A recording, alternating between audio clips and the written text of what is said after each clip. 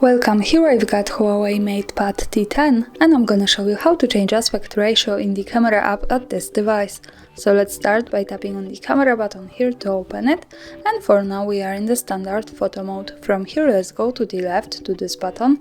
When we tap on it, we can open the advanced camera settings.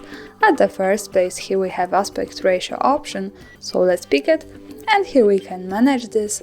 Now we are in 4:3, the recommended ratio. We can pick also 1:1, and let's go back to the camera preview to see it.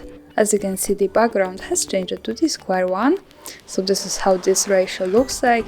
Let's go back to the left corner now and to the aspect ratio. Here we can pick also 16:9, and in the camera preview we can see that the background has changed to kind of full one aspect ratio. So this is how it works, and of course when we tap to the left once again to aspect ratio, we can easily go back to 4:3, the original one.